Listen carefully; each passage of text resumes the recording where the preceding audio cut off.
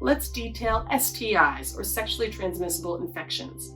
People may have also heard of STDs, or sexually transmissible diseases, but we moved away from that word disease because it adds to stigma and shame, which I'll come back to. BBV stands for blood-borne virus, and it refers to viruses that are carried in the blood. Now, STIs are transmitted most commonly through unprotected sex with someone who has an infection.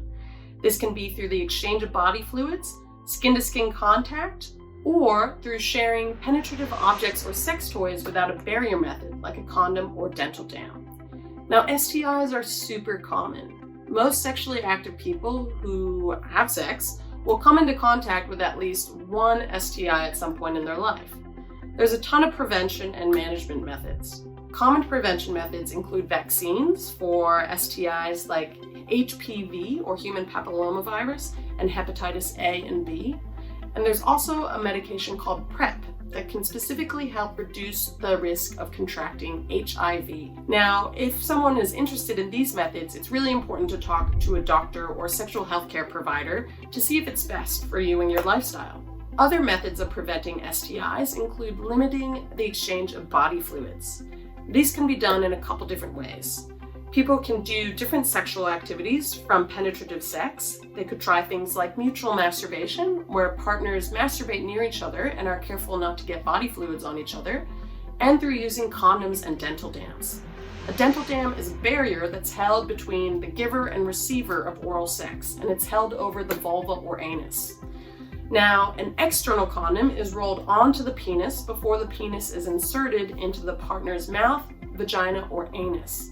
And an internal condom can be inserted into the vagina or anus before penetrative sex. These are great ways to limit that exchange of body fluids and limit that skin-to-skin contact. Internal condoms can be a bit harder to find, but external condoms are available all over the place, including at the DMC Sexual Health Services.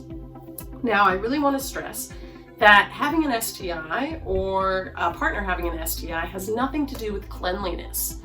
The most common symptom of an STI is no symptom at all, so most people won't know if they have one. That's why even when we're utilizing all of those great prevention methods, it's really important to get regularly tested.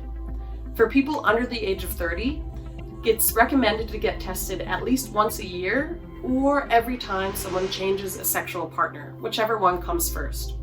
If people are engaging in different sexual activities with multiple sexual partners, someone can talk to their doctor or sexual health care provider to figure out what testing frequency is best for them. Now, I also really want to stress that we need to challenge that stigma and shame. There is research to show that the mental health side effects of having an STI are worse than some of the physical symptoms. This isn't okay. Having an STI is a natural part of having a sex life that involves partnered sex. And remember that prevention methods are available and management methods are available too. So make sure to get regularly tested and seek those health services at places like the DMC Sexual Health Services. Sexual Health Victoria has a clinic in the city and in Box Hill, and there's a great resource called 1-800-MY-OPTIONS. People can call this number to talk to a phone counselor and find sexual health services near them, or they can go online and look at their map of the state of Victoria to see which services are closest to them.